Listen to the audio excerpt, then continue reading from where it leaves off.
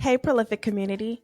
Welcome back to the Prolific Hub podcast, a digital archive of all things life and the pursuit of creative entrepreneurship. I'm your host, Aaliyah Cheyenne. This podcast celebrates all of the change makers, way makers, and world builders who are charting their own paths and inspiring others to do the same. We highlight creatives, solopreneurs, entrepreneurs, and also discuss everyday life topics. If you've already rated and written a review for the podcast, thank you. If you haven't had a chance to just yet, it's never too late. Reviews help tremendously in the podcasting world, so I appreciate you taking the time to leave one. The best way to discover new podcasts is by word of mouth, so keep sharing the Prolific Hub podcast with your tribe. Be sure to follow the show on your favorite podcast platform and subscribe to our YouTube channel. If you'd like to show even more support, text the show, send in a voice note, or consider a monthly subscription. See the show notes below for more details. Thank you so much for tuning in. Now sit back, relax, and enjoy the episode. Hey friend, welcome back to the show. I am so excited today to be joined by Michelle Thames, who is a digital marketing strategist and coach. Michelle shares so much incredible advice and food for thought, and I am really excited about this episode. So without further ado, let's jump into the conversation. Hi everyone, welcome back to the Prolific Hub podcast. I'm your host, Aaliyah Cheyenne, and I'm so excited today to be joined by Michelle Thames. Hi, Michelle. Hi, I'm so excited to be here. Thank you so much for joining the show. I'm excited to be in conversation with you. I came across your work and I was instantly interested and gravitated toward your mission, what you share on Instagram, what I saw of your profile. So I'm so excited that we could connect and have a conversation today. Yes, so excited. So I am excited to jump in today's conversation, but first, I would love to give you an opportunity to introduce yourself to the audience. I always love for guests to share a little bit more about who they are, how they love to be seen in the world today. So I would love to hear a little bit more about that from you. Yes, well, I am Michelle, and I am a marketing strategist and coach. I actually have a background in healthcare administration, but I was fired from my job in 2016, which pushed me into the digital world. I started out actually as a natural hair influencer and blogger back in 2009. I was sharing my natural hair journey online. It's a big movement. There are a lot of people doing twist outs and braid outs and all these things. And so I created a YouTube, and one of my videos went viral, and I was like, oh my goodness, like there is something here. And so I pivoted. So I do not have a marketing degree. I do have, like I said, a master's and a bachelor's in healthcare administration that did have some marketing aspects to it, some organization and business structure. So I feel like my college really did help me, you know what I'm saying? Because it's like, go to school, get a job, those things. And so I just decided to really own in on digital marketing. I seen how beneficial it was to growing my personal brand, that I got super passionate about helping other people. And so I actually got the opportunity to work for Mael Organics, the natural hair brand, as their first social media and digital marketing manager. And that's how I really learned like so much about digital marketing, because I got to do everything. I was doing social, email, digital, influencer marketing.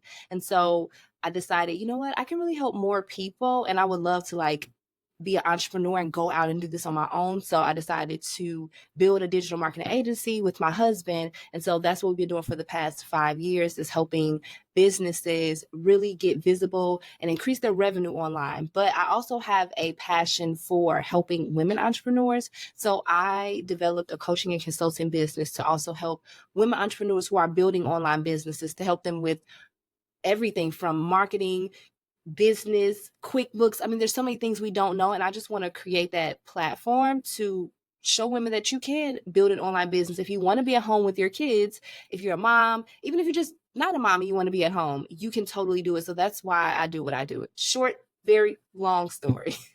No, I love that. Wait, I mean, you basically answered the next question too, which is like a little bit more of your origin story in terms of getting into this work. But just a couple of things, like I'm so intrigued by even kicking this work off in the first place with working through just natural hair, like vlogging your journey and sharing that on YouTube. Like, I'm a natural hair girly. I have a head wrap today, but I've had the locks before. I just took some braids out. I used some Mielle Organics last night to twist my hair up under this. So this is such a vibe talking to you now, but I really love what you shared about just embracing the pivot. You know, you intended to do one thing by pursuing a certain degree in school, and through life experiences, through change in career, you've been able to pivot and build something else for yourself and something new. And that's really cool and really exciting. So thank you for sharing that.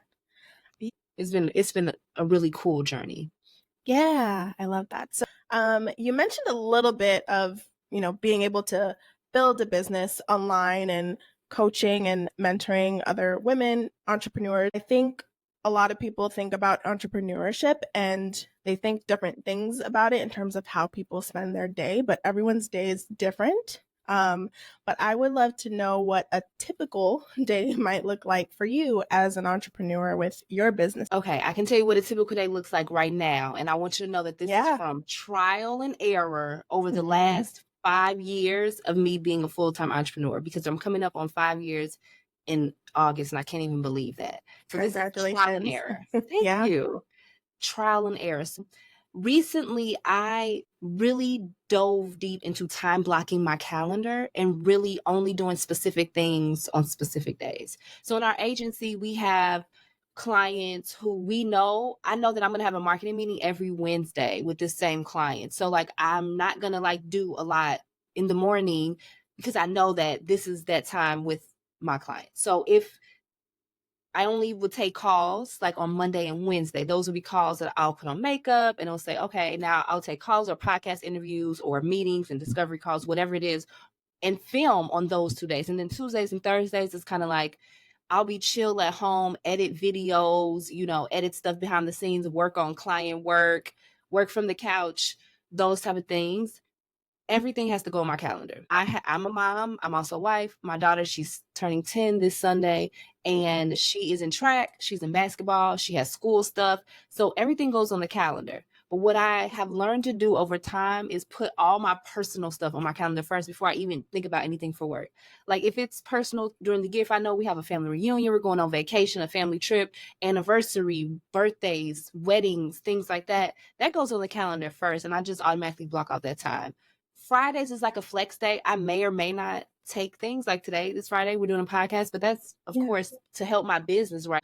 And I was already going somewhere. I already had put my makeup on. So I thought it's a great opportunity. So start to think of like, what in your day can you like combine things together to just make it easier for you?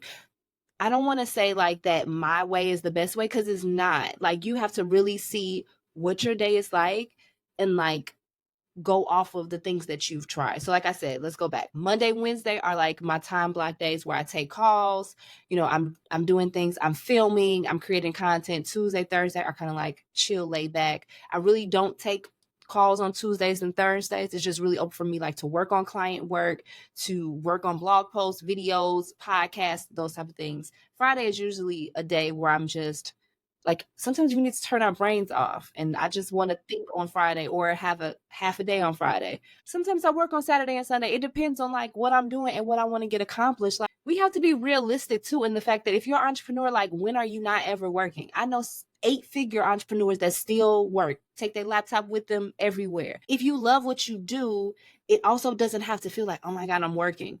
I love doing this. I just made $150 today. Whatever. Cool. Like that is so amazing. So just think about it like that. But that's like a typical day could look like client meetings, creating content, really money generating activities too. How am I thinking about getting myself and my business in front of more people? Yeah, I love that. Thank you for sharing that. I think time blocking is so important. Time management and time blocking. I also use my calendar like I don't know the best word, but I'm very like strict about it in the sense that I will block off time for personal things. I do block off time for work. Even in setting up my calendar for my business, I had initially like the way my booking schedule works for different things, I had it a little bit more flexible because I was like, I could do so many things in a day. Like, let it just be open. And after the first couple of weeks of doing that, I was like, no, let me go back and adjust this so that it works a little bit better for my energy level, making space for other things that I have to do and not just constantly going, like creating space and time blocks for different things. So I love, that you do that, that you shared that. I think that's really good advice as well, especially scheduling that personal time because it's so easy to get burnt out and you can't do anything when you're burnt out. So your work supports a lot of creators and businesses with more visibility for their brands, for their businesses. And I'd love to talk to you a little bit more about just your recommendations around that. So we can't get into every detail here, but if you had maybe one or two recommendations for maybe a new business coming online who's trying to fight for visibility, trying to fight to be seen online, maybe are there a couple of recommendations you have for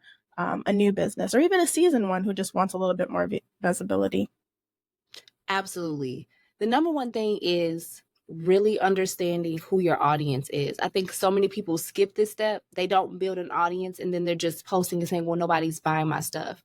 Because you cannot sell to invisible people. You have to really take the time to build an audience. This is coming from somebody who has been on social media and all these platforms for 15 years. So like I have so much content online that I've just generated over the years. I mean, YouTube videos, podcasts. I just started my podcast 4 years ago and I already have like 390 something episodes. So like you have to see like that is content, right?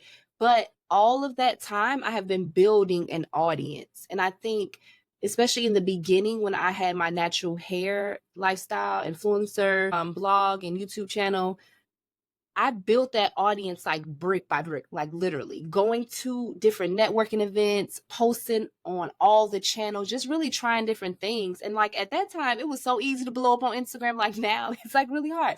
Back then, it was so easy. We get reposted on like one of these big hair pages, and like overnight, you would like blow up. And like that's literally what happened. Okay, so that's literally what happened to a lot of people. But then at some point, it got stagnant and you really had to think about a strategy and a plan to build from there. So I had to go back to that audience piece to say, okay, now I'm pivoting. Who is my ideal person? So spend time thinking about who that person is. What does he or she love to do? What do they eat? How much money do they make? What would they think about when they're searching online for the solution that you have? For instance, my person, I recently like reassessed everything and was like, okay, my person is Sarah. Sarah is like 35, between the ages of 35 and 45. She's probably a millennial or a Gen X. She more than likely has a 9 to 5, but she's thinking about she might want to ditch the 9 to 5 and just, work full time in her business, but she doesn't really know how she wants or can get herself visible leveraging social media. She has all the things, but she doesn't really have like that plan to put it together. And so that's where I come in. I have that solution to help you use your content to increase your visibility. Now, content can be many different things. It could be a podcast, it could be YouTube, it could be blog posts. I have done all those things. So this is why I'm speaking on like all of these aspects of digital, because I've done it or I've helped someone else do it. I would never speak about anything that I don't do. I want to say that because it's a lot of digital marketing out here and make money in 2 days out here. And I want us to just be careful because that's why we're like, oh my God, nobody's seeing my stuff. It's been 2 weeks. 2 weeks, you have to build the audience. You have to show up on the platforms. With the platforms, this is the second thing I want to say. You have to think about where would your audience most likely be? Is it Instagram? Is it Facebook? Is it LinkedIn? It could be all of those places, but you don't want to start with all of those. I would say start with two to three big platforms where you can create long form video, or not video content, but long form content that you can then break down into short form content for the other types of platforms. And yes, there is a difference between the platforms and a different way that you approach these platforms. So I don't want to overwhelm you, but let's just go back to the first thing is like building that audience. Create a lead generation tool like an ebook or a guide, a freebie, a course to promote online, to get people onto your email list. It's important. I know some people are like, email list, but if social media goes down, then what do you have? At least you own those emails. You own the phone numbers. You can hit them up whenever you want to, because you have their emails. It's not like if social media or Instagram goes down, you're stuck because you can't talk to them. You can't do anything because it's attached to Instagram. So get them off of those places. Something like a podcast, you own your podcast. You can tell them whatever you want to at any time, right? It's not like Instagram, or it can just, you own that podcast. You can put whatever you want out in the airways. But then again, you still have to build that podcast audience. That's number one. And number two is the platforms. The third thing I would say is be patient, because none of this is overnight. I know there are, again, a lot of people on social media seeming like they're overnight success and that they got far and that they're making so much money, but that's not really realistic. Social media can be smoke and mirrors. The way that I like to look at social media is that it is a positive tool, but I do also understand that there are people lying on these apps. They are predatory people trying to, get over and scam other people. So you got to be smart about all of these things, and you just have to have a realistic approach and say, okay, by this time next year, if I keep posting consistent podcasts, my podcast could be number one. And that's literally what happened to my podcast. I was consistent for like 2 years, and then just one day it blew up. Literally blew up. And now I have like almost 300,000 downloads. I recently got the opportunity to become a part of a network. So now I get to monetize my podcast. Congratulations. Thank you. But this is after like 3 years of being into it, right? Of being consistent. So those are the three things that I would say that I would give advice on any entrepreneur just starting out, or even seasoned entrepreneurs. Because like I said, recently, I just went back to my audience profile and said, okay, I need to rethink this and really rebuild on this so that I can attract the right people. Because when you put the content out, it shouldn't be hard. You should be attracting the right people through your content because it speaks to the right person. Yeah, that's all such incredible advice. Thank you for sharing that. And I think that's just really powerful and really affirming. I even love the way that you broke down your audience, or like who your ideal audience member or client is, what she looks like, what she does, what she's thinking about. I think that's really a powerful way to think about your audience, and also how you're showing up online in different places and being patient and consistent, because some paths they move a little slower than others. And I agree with you. There are a lot of predatory things online in terms of overnight successes and getting rich fast. And it takes a lot more work than that. So thank you for sharing that. Even in sharing that, you're well into your profession and your work and building your business and your brand. When you start out, when we all start out, it's not easy. It's still not easy. Yeah, it's still not easy. But over time, you develop systems and practices and routines and like all these things that support you more. But I would love to talk a little bit more about when you first started, like some of the challenges you might have faced when you first started. You mentioned having to pivot and transition because in one role you experienced being let go and you had to pivot, and you started out doing one thing at Mael Organics and branched off to do your own thing and build your own brand. You started out building your own brand on YouTube with natural hair and your journey with that. So I would love to talk a little bit more about how it was when you first started and what some of the challenges were and how you overcame them. Yeah, when I first started our agency, I would say I was lost. I did not know really what to do. I kind of had a sort of plan when I left Mael, but not really. It was like really a push from God to say, just go and you will figure out everything else. Like the pieces will just be put together, which they were, right? I know, everybody may not be listening, may not be faith, but I'm telling you, the pieces just came together for me because I literally had faith and belief. Like that's number one. Okay.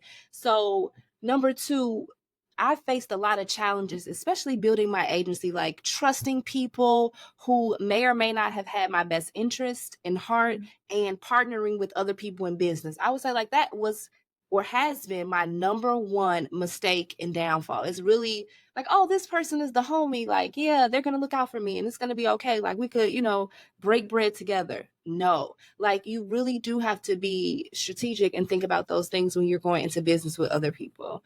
Another thing that I learned is all money is not good money, especially starting out. I was doing social media management, which is a very popular thing, like managing people's Instagram. But people's sometimes expectations of social media are far fetched. And I was thinking like, is it just one industry? But it's really all industries. Like this, it's a common thing among like social media managers and people talking, especially like on LinkedIn, about how hard it is and how people really don't understand what it really entails to just manage an Instagram account. It's literally just not posting and just like commenting. It's like a whole strategy behind post, what the graphics look like, what the copy looks like, what the video looks like, what they're saying in the video.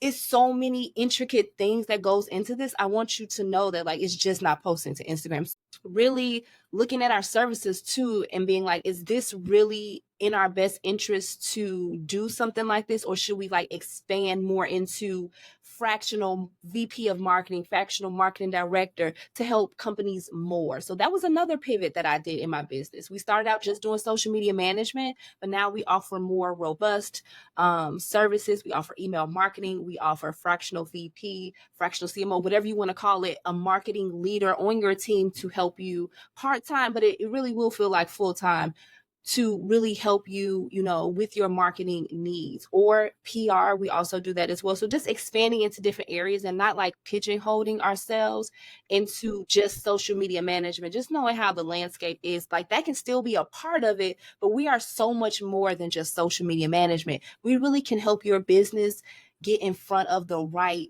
people. I've recently had a client go viral, and it was so amazing to be able for this company to leverage the virality. It wasn't like we went viral and nothing happened. We went viral and the company made 6 figures plus, got 60,000 website views, 20,000 Instagram followers. Like this is huge. Like we're looking for conversions like that, not, oh, let me try to get 10,000 people to follow me. For what? Right? You want these people to buy from you eventually, but they're probably not going to buy instantly just from Instagram. So those are some things and some pivots that I've made, just really understanding like the marketplace, like what should we really offer, but definitely lesson learned working with people, lesson learned about these taxes, because I got a tax bill this year and I'm just like praying to God, like, wow, this is real. So like those type of things I don't want to talk about. So yeah, that's what I would say, some of a few lessons I learned. I know I can go on and on. Yeah, that is all so good. I hear over and over again about how important it is to have the right people around you, not just anybody, but the right people. And sometimes we learn that the hard way, but really as an entrepreneur, it's so important. And I love the story of even that client that went viral and what that led to. Just, you know, thinking about conversions in a different way, not just getting followers to get followers, but what does that actually mean for a website? What does that actually mean for, you know, new people in your newsletter? What does that actually mean for people purchasing from you? So that's really cool too. And yeah, them taxes are different when you have a business. Real different. I'm in a place now of like doing some cleaning up and already preparing for the next tax season because I learned some hard lessons. Just do the profit first and say that. Just do the profit first, because that's another story for another day. Yeah, facts. Yeah, but that's really good. So I would love to know, just from your experience personally with your own work and your brand, but also with your clients, like, are there any sort of trends you're noticing online that are either, and in either direction, we can go either direction, whether you notice they're good trends that are serving a lot of value and really helping a lot of brands, or trends that you're noticing that are actually kind of harmful or concerning that brands need to be aware of? Like, are there any that come to mind for you right now? I think that trends, definitely people want brands with a face. So I would say that faceless brands I think are harmful, because like there's so many now. Yeah. Like people just want to create a faceless brand to sell something, but like people want a story. That's what marketing is storytelling. So I feel that if you have a brand, whether it's a personal brand or you have a CPG product, you're selling sparkling water in the store, people will gravitate more to a brand that has a face attached to it or a story, right? So I think that that is the era that we are in, like personal brands are in. Look at the WNBA. Who would have ever thought that it would be like huge like this? Like with Caitlin Clark and Angel Reese, it's like they built personal brands. Now you may, if you listen to this, you may not even know about the WNBA or like be into it, but it's big. It's big. Like it's a big thing right now that now these players, even in college, can get paid for their name, image, and likeness. And so that they are building personal brands. So yes, anyone could build a personal brand. I am a normal, everyday person that has built a personal brand for myself and leverage social media to get my, my message out to millions. Oh, I need to put that. Oh, I'm gonna use that for something. Yes. So, that was it. So definitely I think that, just social media, it's a big place, but yeah. Yeah, I think that's so good too, because I mean, there are a lot of us who probably didn't pay any attention to the WNBA like prior to the last, couple of years, if we're being honest. And now it's like, you can hardly go, well, depending on your algorithm, you can hardly go on like TikTok or other platforms without seeing Angel Reese or, Caitlin Clark and different things about them. But also, I think it's so interesting your point around faceless content versus actually using your face and like connecting that to storytelling, because I'm seeing like a big push on TikTok, especially around people pushing like this faceless content. I'm so curious about it. There are people who are doing it and who, supposedly are finding some success around that, but I do think that connection to storytelling is so important, and it's hard to do that when there's like, it feels like a middle person, or like it's like a disconnect between the actual person and like what we're seeing online. So that's an interesting take. I think that's really good. Thank you for sharing that. I would love to know, just, are there any sort of last thoughts for you that come to mind around digital marketing and coaching?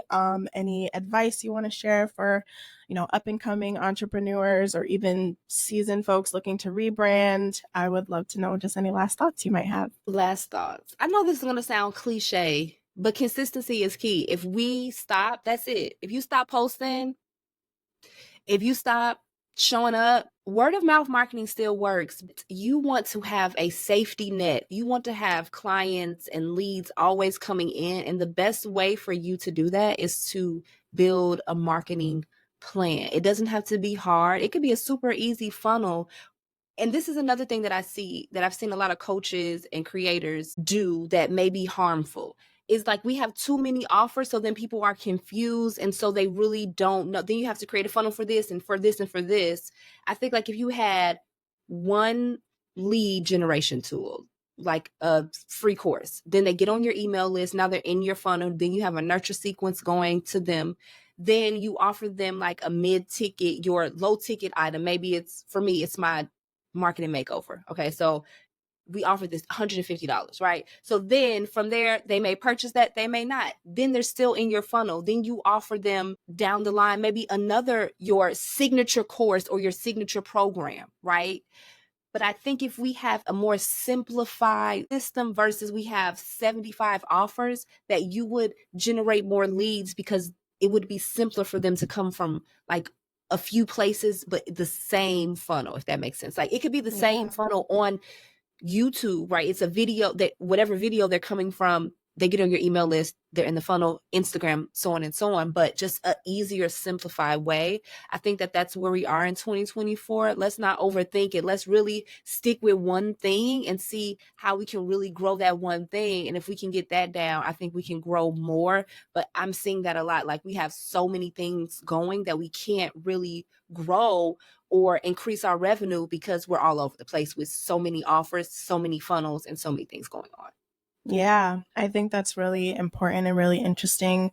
I've even spoken to folks, myself included, like, we have different offerings, we have different gifts, and I absolutely support everyone leaning into those things. But I think using sort of a higher layer or top layer thing and funneling folks through that and making sure that there's a through line and a connection to everything is really important. So I love that as well. I'm realizing that we've talked a lot about consistency and showing up online and social media and like, telling a story and like all of these things. But there are a lot of folks who have fear around showing up online and being seen in that visibility. That might even be why some folks lean into the faceless content, because, social media can be a tough a tough place when people don't like the slightest thing. So I would love to know if you have any advice or words of encouragement for folks who want to be seen online and want to be visible, but they have a very real fear around that. If you have any tips or advice for how to kind of overcome that fear. Yeah, I know this can be hard for many people, many people. And sometimes we care too much about what others may think about us. So it really blocks us from showing up, and we say, my aunt's going to think this. Bill from the 4th grade is going to see this and think this. What I think a lot of us have to overcome is that fear of somebody, saying something about what we're doing. The thing that has helped me change my whole life is not caring what other people think. Like, really, it's really hard. I'm not going to sit here and say how it's easy to overcome this and easy to do. But when you master this, you will show up online and do anything, because at this point, God has put me on assignment to do what I'm doing, and I'm showing up because of that. Not trying to get all preachy, but like, that's really the basis of a lot of people that you see online. It's like, this is why. So we can talk about them all day or say whatever, but does it matter? No, it doesn't. If you, whatever it is that you have in your heart that you want to share with people, don't let what other people have to say stop you from showing up. Yes, you may stutter. Yes, you may mess up a word. I want to let y'all know, I do not edit any of my podcast episodes. If I mess up a word or say something, whatever, hey, because I really don't care what you have to think, because I'm still putting it out there, right? I'm still going forward and being like, well, I'm going to put this out and it's going to reach somebody and change someone's life. So that's the advice that I want to give, because I really do think that we get in our own way and we say, Billy's going to think this. My mom's going to think this. What about my shirt, my hair? What are they going to say about my eyebrows? What are they going to say about my earrings? If anybody has something to say about anything that you're doing, it's so their problem. So I want you to go out there and show up, because you have something amazing. Whatever it is that you have, if it's to help people and you're doing whatever it is that you're doing because you want to help somebody else, I see nothing wrong with that. So just think about that. Just think about like trying to really, and I think it's a skill, the skill of not caring, and not like you don't care about anything, but just really not caring what someone would say about what you're doing. And I know it's hard. I'm not going to I want to go back to that, because it is not an easy thing, right? We have fears about, video. Oh, I don't have on enough makeup, but I'm guaranteeing you there is somebody out there who definitely wants to hear what you have to say, who needs what you are selling. So just really think about that. Yeah, I think that's really great advice. Thank you so much for sharing that.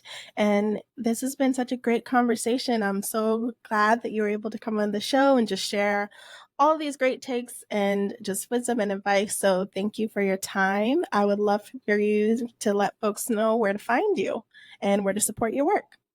Yes, thank you so much for having me. This was such a good episode. So you can find me on Instagram at Michelle L. Thames. I love hanging out on Instagram. Also, if you're on Facebook, I love Facebook. People be forgetting about Facebook, but I really do love Facebook. So I have my personal profile that's like the professional profile, Michelle Thames, if you search it. Now, there are some people who are pretending to be me, but there's only one Michelle L. Thames.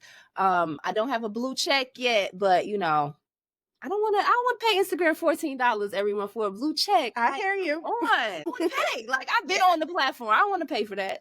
So, Michelle L. Thames on Instagram. And if you want to listen to my podcast, if you want more tips, I break everything down in very easy, short episodes, social media decoded, if you want to learn more about digital marketing, growing your online business, all those things that we talked about here today. Amazing. And I will be sure to link all of that in the show notes. Congratulations on making it so far with your podcast. Like, that is very impressive and very cool. And yeah, this is great to have you on. So thank you so much. Thank you. Hey friend, what an incredible conversation with Michelle Thames. Michelle, thank you so much for joining the show to share more wisdom and advice and insight and more from your expertise and your experience. It was so great having you on. Michelle and I actually talked a little bit after recording about a number of other things, but also just asking for help. And I wanted to highlight that as well. A lot of folks have a lot of real discomfort around asking for help, and especially when it comes to solopreneurship or entrepreneurship, I think we have to remember that there are people who support us in our networks, and we have to be able to ask for help. In a previous episode with Jeanette Anderson, the maturepreneur maverick, Jeanette talked about, lone wolves having a tough time, and being a lone wolf as an entrepreneur can be really difficult. So if you find yourself in that bucket or in that category, if you struggle with asking for help in your business or even in your personal life, I hope you take this as a sign to work on that, to heal that wounding around that, and to learn to ask for help, especially when you need it. There's no shame in asking for help. Anyone who can help you will be happy that you asked and will show up for you as best as they possibly can. So wanted to share that little tidbit. Thank you so much for tuning into this episode. If you enjoyed the conversation, if you learned something, if maybe something you heard raised additional questions for you, let me know. Feel free to text the show. There's a link in the show notes below where you can click that to send a text message to the show. I'll be able to see that and respond to you on the show. You can feel free to send a voice note. I would love to play your voice on the show and have your voice be heard. If you'd like to share any feedback or thoughts on a previous episode, or if you have a question or just want to share any general ideas, if you enjoyed the episode, if you could please leave a review for the show. Reviews help tremendously in the podcasting space. Just like social media platforms, podcast players also have algorithms, and one way to beat the algorithm on a podcast player is by leaving reviews. Reviews help with additional visibility for the show. They help to get the show in front of new audiences and additional folks who might be interested in this type of content. If you have it in your capacity to leave a 5-star review, I would love that. I would love to hear from you. And if you'd like to connect more in a different capacity, please feel free to email the show at podcast@theprolifichub.com. All right, friend, thank you so much for tuning in again, and I will catch you on the next episode. Have a great rest of your week. Bye. Hey, friend, if you made it this far, you're a rock star. Thank you so much for tuning in to this episode. The Prolific Hub podcast is hosted and produced by me, Aaliyah Cheyenne. If this episode resonated with you, please leave a 5-star rating and positive written review. Reviews help tremendously in the podcasting world, so I appreciate you taking the time to leave one. Be sure to share this episode with a friend and follow the show wherever you get your podcasts. Follow the Prolific Hub Pod on your favorite social media platforms to stay connected. Consider supporting the show with a monthly subscription, or send us your thoughts on this episode via text or voice note. Find all of the juicy details in the show notes below. Catch you on the next episode.